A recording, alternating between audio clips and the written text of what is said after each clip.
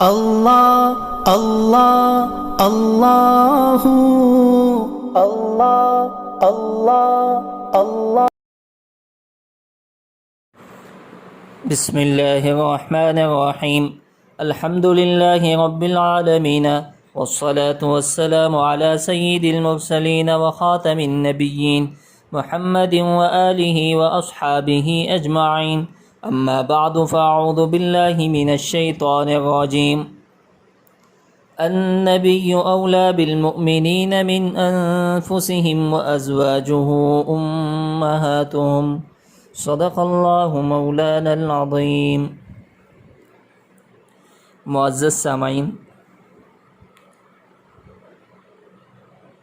آج ہم آپ کے سامنے جناب محمد رسول اللہ صلی اللہ علیہ وسلم جو وجود کائنات اور شافع محشر امام الانبیاء صلی اللہ علیہ وسلم ہیں،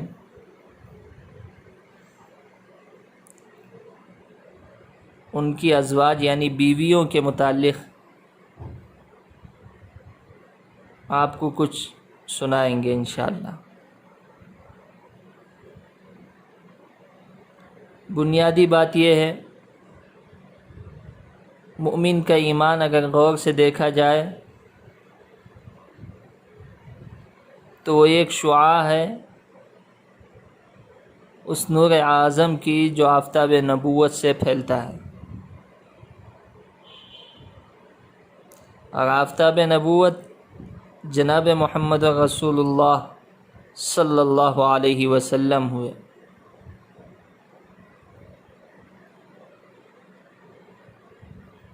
اسی وجہ سے مومن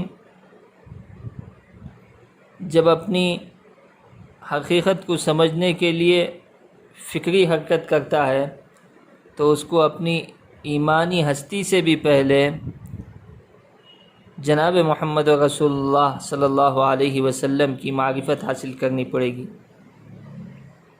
اس اعتبار سے نبی کا وجود مسعود خود ہماری ہستی سے بھی زیادہ ہم سے نزدیک ہے۔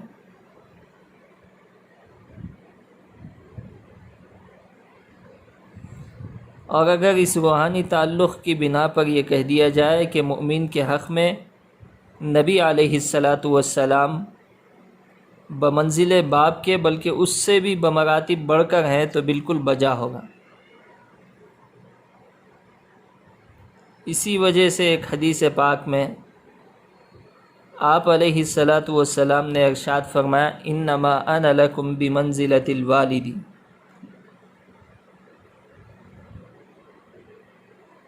الغرض نبی جو ہے وہ اللہ کا نائب ہے، اپنی جان و مال میں اپنا تصرف اتنا نہیں چلتا جتنا نبی کا چلتا ہے۔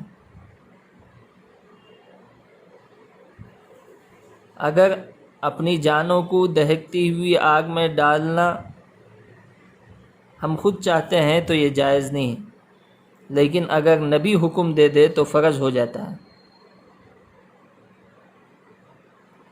انہی حقائق پر نظر رکھتے ہوئے احادیث میں آپ علیہ السلام نے فرمایا کوئی آدمی اس وقت تک مومن نہیں ہو سکتا جب تک میں اس کے نزدیک باپ، بیٹے اور سب آدمیوں بلکہ اس کی جان سے بھی بڑھ کر محبوب نہ ہو جاؤں۔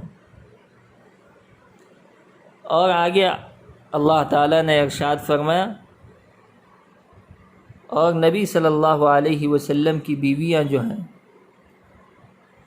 وہ ہماری دینی مائیں ہیں، تعظیم و احترام میں۔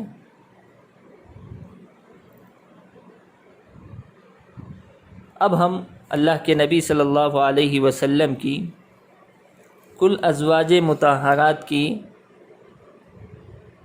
تفصیل آپ کے سامنے بیان کرتے ہیں۔ کل اللہ کے نبی صلی اللہ علیہ وسلم کی ازواج مطہرات 11 ہیں، جس میں سے حضور صلی اللہ علیہ وسلم کی موجودگی میں یعنی حیات میں 2 کا انتقال ہو گیا، حضرت خدیجہ رضی اللہ تعالی عنہا کا اور زینب بنت خزیمہ رضی اللہ تعالی عنہا کا، اور 9 بیویاں حضور صلی اللہ علیہ وسلم کے وفات کے وقت موجود تھیں، اور ان 11 میں سے 6 عورتیں عربی تھیں اور قریشی خاندان کی تھیں۔ نمبر 1 خدیجہ بنت خویلد، یہ قریشی اور عربی خاندان کی تھی۔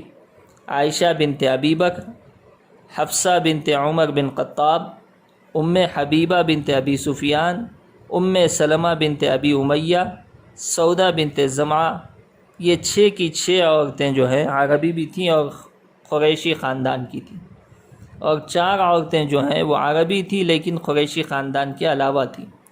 بنو خزیمہ کی ایک تھی زینب بنت جہش، یہ بنو اسد ابن خزیمہ کی تھی، اور ہلالیہ خاندان کی تھی میمونہ بنت الحارث رضی اللہ عنہ، اور اسی طرح ہلالیہ خاندان کی دوسری خاتون تھی زینب بنت خزیمہ، ام المساکین ان کو کہا جاتا ہے، اور اسی طرح قزاعیہ مستلقیہ کی ایک خاتون تھی جویریہ بنت الحارث رضی اللہ تعالی عنہ، اور اسی طرح بنی اسرائیل کی ایک خاتون آپ کے نکاح میں تھی جو عرب خاندان کی نہیں تھی بلکہ ان کا خاندان کا تعلق یہود سے تھا۔ یہ خاتون کا نام ہے صفیہ بنت حیی ابن اخطب رضی اللہ تعالی عنہ۔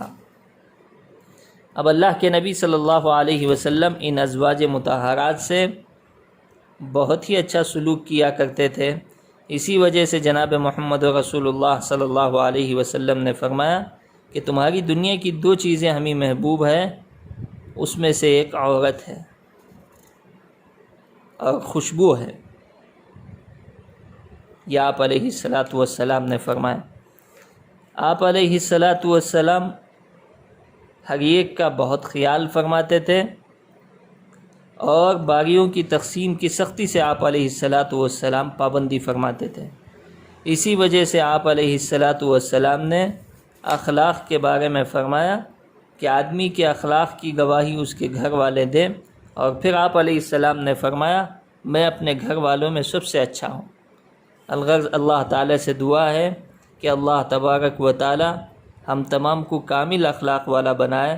آمین۔ وآخر دعوانا ان الحمد للہ۔